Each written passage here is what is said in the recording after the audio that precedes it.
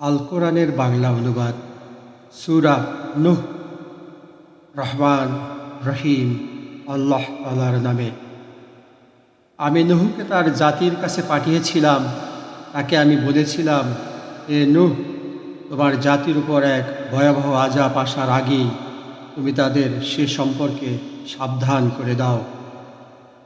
আমার আদেশ পেয়ে সে তার জাতিকে বলল, হে আমার সম্প্রদায়ের লোকেরা, আমি তোমাদের জন্যে একজন সুস্পষ্ট সতর্ককারী ব্যক্তি মাত্র।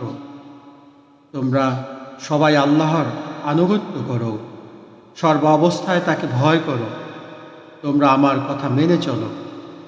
এতে করে আল্লাহ তাআলা তোমাদের আগের গুনাহ কথা মাফ করে দেবেন এবং দুনিয়ায় তিনি তোমাদের এক সুনির্দিষ্ট সময় পর্যন্ত নিজেদের শুধরে নেয়ার সুযোগ দেবেন। হ্যাঁ, আল্লাহর সেই নির্দিষ্ট সময় যখন এসে যাবে, তখন তাকে কেউই পিছিয়ে দিতে পারবে না। কত ভালো হতো যদি তোমরা বুঝতে পারতে। নিরাশ হয়ে আল্লাহকে সে বলল, হে আমার মালিক, আমি আমার জাতির মানুষগুলোকে দিনে রাতে সব সময় ঈমানের দাওয়াত দিয়েছি, কিন্তু আমার এই দিবানিশি দাওয়াতের ফলে সত্য থেকে পালিয়ে বেরানো ছাড়া তাদের আর কিছুই বৃদ্ধি হয়নি। যতবার আমি তাদের তোমার পথে ডেকেছি যেন তুমি তাদের অতীতকৃত কর্ম ক্ষমা করে দাও, তারা ততবারই কানে আঙুল ঢুকিয়ে দিয়েছে এবং নিজেদের অজ্ঞতার আবরণ দিয়ে নিজেদের মুখমণ্ডল ঢেকে দিয়েছে। শুধু তাই নয়, তারা অন্যায়ের উপর ক্ষমাহীন জেদ ও অহমিকা প্রদর্শন করেছে, হেদায়েতকে অবজ্ঞা করার ঔদ্ধত্য প্রদর্শন করেছে। তারপর আমি তাদের কাছে প্রকাশ্যভাবে দ্বীনের দাওয়াত পেশ করেছি। তাদের জন্য আমি দ্বীনের প্রকাশ্য ঘোষণা দিয়েছি। আমি চুপি চুপিও তাদের কাছে দ্বীনের কথা পেশ করেছি।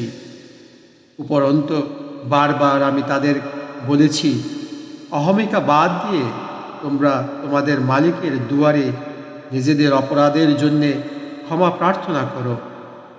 নিঃসন্দেহে আল্লাহ তাআলা অত্যন্ত ক্ষমাশীল। তদুপরি আল্লাহ তাআলা তোমাদের উপর আকাশ থেকে অঝোর বৃষ্টির ধারা বর্ষণ করবেন এবং পর্যাপ্ত পরিমাণ ধন সম্পদ ও সন্তান সন্ততি দিয়ে তিনি তোমাদের সাহায্য করবেন।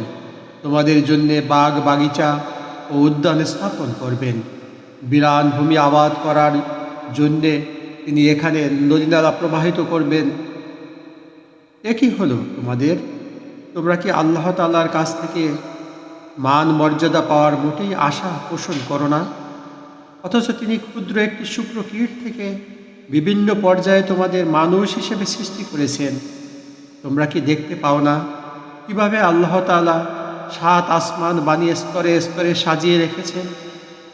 কিভাবে এর মাঝে তিনি চাঁদকে আলো গ্রহণকারী ও সূর্যকে আলো দানকারী প্রদীপ বানিয়েছেন?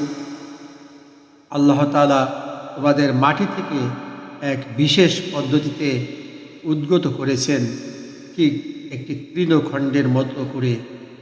আবার জীবনের শেষে তিনি তোমাদের সেই মাটির কোলেই ফিরিয়ে নেবেন এবং তা থেকেই একদিন তিনি তোমাদের সহসা বের করে এনে নতুন জীবন দান করবেন। আল্লাহ তাআলা তোমাদের জন্যে এই জমিনকে বিছানার মতো সমতল করে বানিয়েছেন, যাতে করে তোমরা এর উন্মুক্ত ও প্রশস্ত পথ ধরে চলাফেরা করতে পারো। নূহ বলল, হে আমার মালিক, আমার জাতির লোকেরা আমার কথা অমান্য করেছে। আমার বদলে তারা এমন কিছু লোকের অনুসরণ করেছে যাদের ধন সম্পদ ও সন্তান সন্ততি কেবল তাদের বিনাশ ছাড়া অন্য কিছুই বৃদ্ধি করেনি। তারা সত্যের বিরুদ্ধে সাংঘাতিক ধরনের এক ষড়যন্ত্র শুরু করেছে। তারা বলে, তোমরা তোমাদের সেসব দেবতাদের কোনো অবস্থায় পরিত্যাগ করো না। ওয়াদ, শুয়া নামক দেবতাদের উপাসনা কিছুতেই ছেড়ে দিও না। ইয়াগুস, ইয়াউক ও নাসর নামের দেব দেবীকে ছাড়বে না। হে মালিক, এরা বিশাল এক জনগোষ্ঠীকে পথভ্রষ্ট করেছে। তুমিও আজ এ জালেমদের জন্যে পথভ্রষ্টতা ছাড়া আর কিছুই বাড়িয়ে দিও না।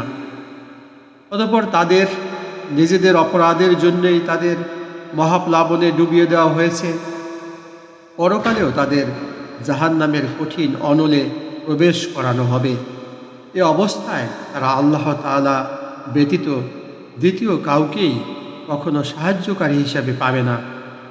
নূহ আরও বলল, হে আমার মালিক, এ জমিনে অধিবাসী জালেমদের একজন গৃহবাসীকেও তুমি আজ শাস্তি থেকে রেহাই দিও না। আজ তুমি এদের শাস্তি থেকে অব্যাহতি দাও, তাহলে এরা পুনরায় তোমার বান্দাদের পথভ্রষ্ট করে দেবে। শুধু তাই নয়, এরা ভবিষ্যতেও দুরাচার পাপী কাফের ছাড়া কাউকেই জন্ম দেবে না।